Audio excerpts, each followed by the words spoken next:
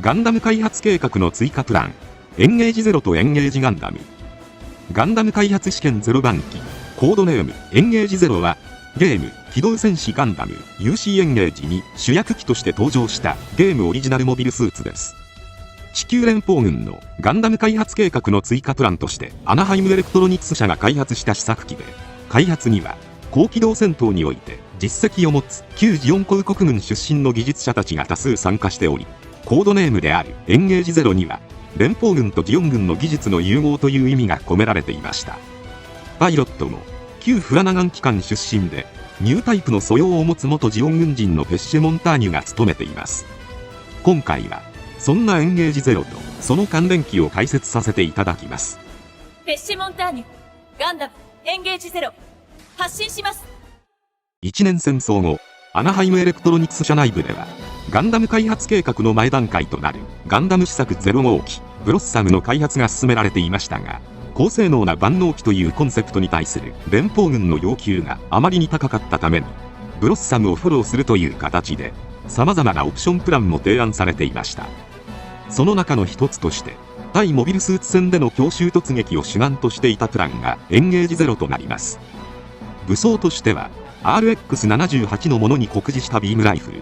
ビームサーベル、そして後の GP01 のものに似たシールドと連邦系のオーソドックスなものになっています。一方で旧ジオンの技術も融合されているということで、コックピットのレイアウトは WOAT 時点のジオンのモビルスーツと同じものとなっています。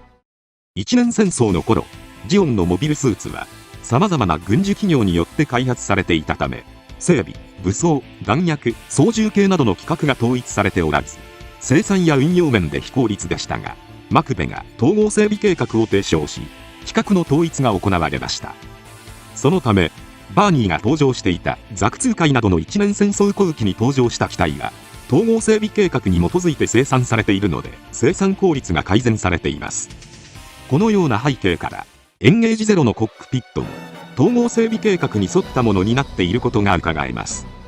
と、このように、本機は、表向きは、ガンダム開発計画に関連する試作機とされていますが、裏では、一年戦争後、民間企業の間で禁忌とされていたサイコミの搭載を想定した機体であったという説も存在します。例えば、本機は、マグネットコーティングにより、反応速度の向上が図られているほか、後のグリプス戦撃時のモビルスーツである、ガンダムマーク2やゼータガンダムなどに採用されたムーバブルフレームの前進技術を試験的に採用することで、フレームと装甲の分離による機体の軽量化と高い拡張性を獲得しています。そのため、これらは、後にサイコミ関連の装備を搭載するためのものなのではないか、といったものです。そして、劇中において、これがおおむね正しかったことが明らかになります。アナハイムエレクトロニクス社のオサリバン常務の発言によると、ベラーズ紛争以後の次世代の抑止力として、当時、民間企業では禁忌とされていた新たなサイコミュ兵器の開発を行うために、フラナガン機関で進められていたビショップ計画を復活させる狙いがあり、それゆえに、本機は、ガンダムの高い機体性能をベースに、ジオンの設計思想を反映させた、ビショップ計画を受け継ぐ機体として開発されていたことが明かされました。ビショップ計画とは、もともとは、モビルスーツバリエーションで描かれたもので、ジオングに至るまでのサイコミュ試験用ザクを中心としたサイコミュシステム搭載機の開発計画でしたが、UC エンゲージでは、それがさらに掘り下げられ、絶大な力を持つサイコミュ兵器の開発と、そのパイロットとなるニュータイプの育成を行う計画として、本機を筆頭に、一年戦争後も、様々な形で研究が進められていく様子が描かれていきました。つまり、エンゲージゼロは、ガンダム開発計画を任されたアナハイムエレクトロニクスが、ビショップ計画復活のための予算を連邦を騙していただいてしまうという期待なので、本機の関係者は、旧ジオンの者たちが主体になっており、さらに、デザインを担当された寿司司曰く、ガンダムに偽装しきれていないギャンとされています。そんなエンゲージゼロのパイロットであるペッシェは、もともとはジオンの人間でした。養父の技術士官、オーガン・モンターニュに憧れてパイロットを志願したペッシェは、フラナガン機関でニュータイプ候補生として養成されていました。しかし、目標であったオーガンは、連邦軍との戦闘で命を落としてしまいます。また、同じフラナガン機関のララースンが、サイコミ制御などのニュータイプとしての能力やパイロットとしての操縦技能がハイレベルであったのに対し、ペッシェはララーに比べてニュータイプとしての能力は低く、操縦技能も実戦レベルには程遠いものでした。そこでシャーとフラナガンはペッシェのパイロット技能を向上させるべくペッシェをグラナダに出港させます。そこでペッシェは養父オーガンの専入だった技術士官アシュレイ・ホーンと出会い、オーガンからペッシェのことを頼まれていたアシュレイは彼女を守り抜くことを決意。ペッシェと2人で一年戦争の終盤戦に身を投じました。最終的にアバオアクーでの激戦の最中、アシュレイは命を落としてしまいますが、そのことが引き金となってペッシェはニュータイプとして覚醒、秘められた能力を開花させることに成功し、ジオンのパイロットとして目覚ましい戦績を残しました。そして一年戦争終戦後、ジオンの人員や技術をアナハイムエレクトロニクス社が吸収し始めた際、パイロットとしての実績を認められたペッシェはテストパイロットとしてアナハイムエレクトロニクス社に拾われ、エンゲージゼロのパイロットとなっていました。そして時は0082旧ジオン軍残党テロリスト部隊掃討作戦という形でエンゲージゼロが実戦運用されますが、テロリストが突如投入してきた高機動型ケンプファーに圧倒されてしまいます。そこでさらなる機動力向上の必要性が生じたため、レセット・デビーの提案によりエンゲージゼロ追加ブースター装備型に改修されました。背面に大推力の追加ブースターポッドを装着することで爆発的な加速性能を獲得しています。しかしその代償として工事耐性のないパイロットでは失神してしまうという欠点があり、モビルアーマーブラレロでの高機動戦闘経験を持つペッシェですら、ブースター点火からの稼働時間は3分が限度とされていました。劇中ではかつての同胞であるジオン残党のミチェル・カノが狩る高機動型ケンプファーと激闘を繰り広げています。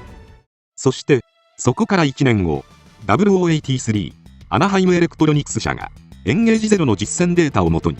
ガンダム開発計画を実行に移すと、エンゲージゼロ開発チームもこれに参加。ペッシェはガンダム試作4号機ガーベラのテストパイロットを務めていました。そんな中、ペッシェはシーマガラハウの襲撃を受け、これに応戦しますが、突然連邦軍からの停戦命令を受けます。ベラーズフリートと交戦状態であるにもかかわらず、このような命令を受けたことから不可解に思いますが、上司であるオサリバン常務に呼び出され、命令の背景やエンゲージゼロ開発の本当の目的とビショップ計画、さらにペッシェ自身が人工ニュータイプであることを知ります。その後オサリバンには逮捕状が出されますが、ペッシェはビショップ計画の真実や自身の宿命を確かめるため、あえてエンゲージゼロのテストパイロットを続けることを選び、アナハイムエレクトロニクス社からの出向という形でオーガスタ研究所に赴きました。ベラーズ紛争終結後、 GP シリーズ同様エンゲージゼロは存在を抹消されたはずでしたが、そのフレームと稼働データはアナハイムエレクトロニクスから極秘裏にオーガスタへ移管されました。そして偽装も兼ねた大規模な改修が施されます。こうして旧ジオンのビショップ計画で培われたサイコミュ技術、ギニアシート、全天周囲モニター、ムーバブルフレームといった最新技術を投入されて生まれ変わった姿がエンゲージゼロサイコミュ試験型となります。武装として両腕のマニピュレータ外側にはジオングを彷彿とさせる優先誘導式6連装メガ粒子砲が搭載されており、ジオング同様に前腕部ごと射出してオールレンジ攻撃を行うことが可能です。劇中ではオーガスタ研究所の進めていた優先式遠隔操作攻撃端末インコムの開発へ向けたデータ収集のため、衛星軌道上で連邦軍バーク中隊との模擬戦に運用される姿が描かれていました。その後ティターンズが瞬く間に勢力を拡大する中、連邦軍が管轄していた各地のニュータイプ研究所もその影響を受け、これまで分断されていた各ニュータイプ研究所間でティターンズ主導による情報交換が行われました。これをきっかけとしてエンゲージゼロサイコミュ試験型インコムの技術が組み込まれます。こうして完成したのがエンゲージゼロインコム搭載型ティターンズカラーです。武装としてバックパック2機のインコムが搭載されており、さらにインコム1機につき8個ずつのリレーインコムを備えていて、それぞれが低出力のレーザー砲を内蔵しています。ニュータイプ能力を持たない一般のパイロットであっても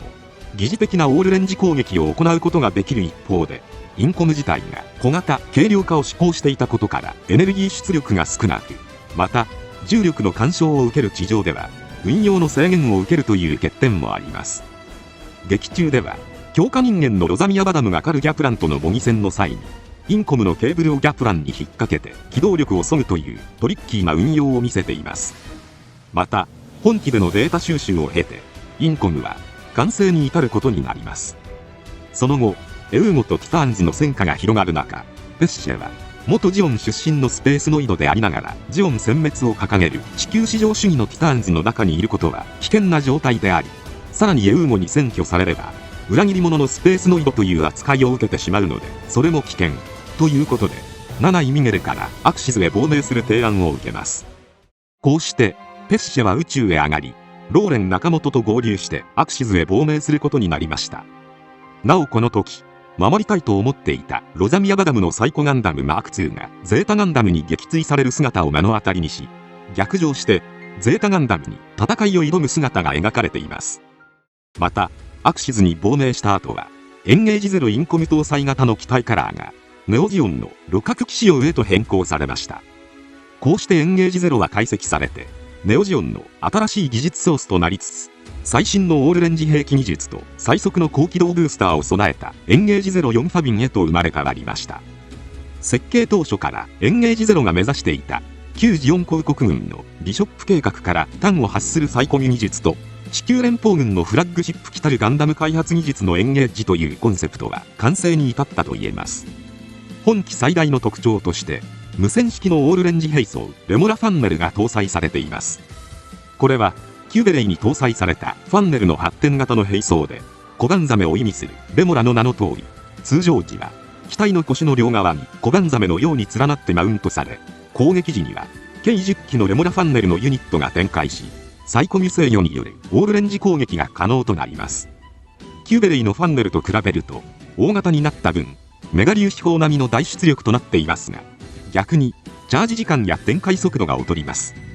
また本機にはローレンやナナイが開発したリンクサイコミュが搭載されています。これは本機に登場しているニュータイプを起点に両機のサイコミュを連携させるというもので、両機のパイロットのニュータイプの適性にかかわらず両機がサイコミュ兵器を使用可能になります。劇中ではニュータイプ能力を発揮できず廃棄処分にされかけていたプルクローンの失敗作ノン・リン・レイにもニュータイプ能力を付与させて戦う姿が見られました。ペッシェはアクシズで自身によく似た容姿のセリーヌ・ロムと対面し、ナナイから自分の出自に関する衝撃の真相を知らされることになります。そしてセリーヌのニュータイプは戦争の道具という思想やノン・リン・レイといったクローンたちの命を軽んじる考えに反発し、2人は最後の戦いを繰り広げるのでした。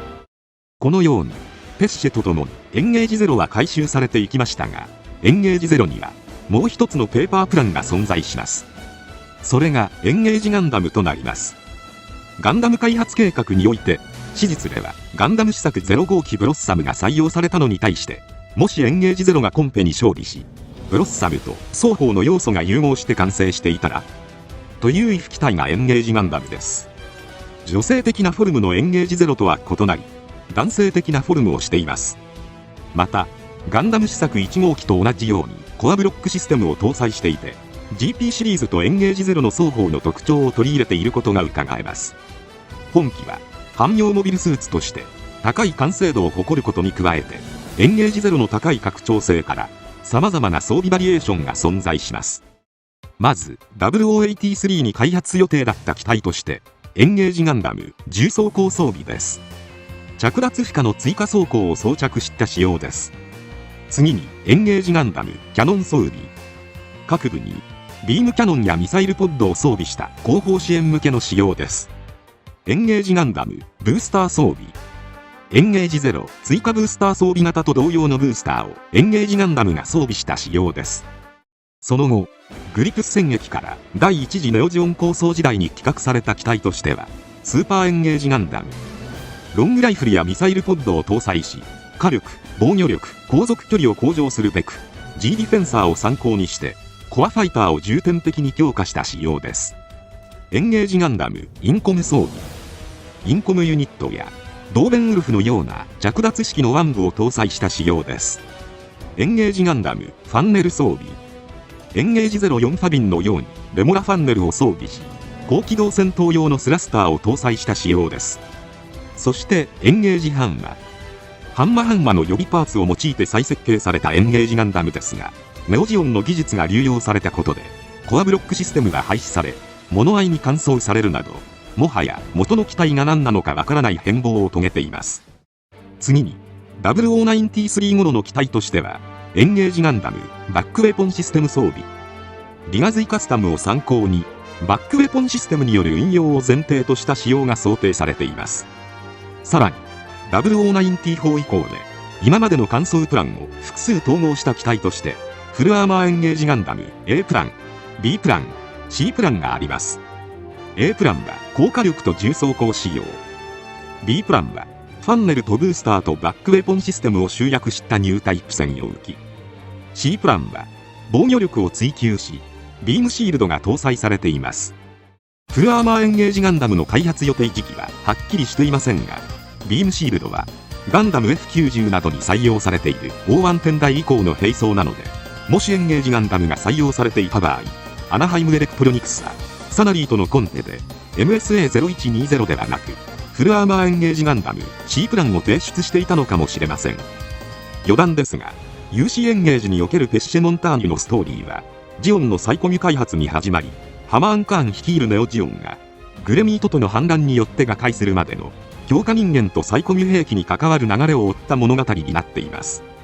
非常に切なくも見どころ満載なストーリーになっていて、ゲーム自体も簡単に進めることができるので、興味のある方はぜひプレイしてみてはいかがでしょうか。今回は以上となります。チャンネル登録されるかはお任せいたしますので、もしよければもう一本動画を見ていただければとても嬉しいです。最後までご視聴いただきありがとうございました。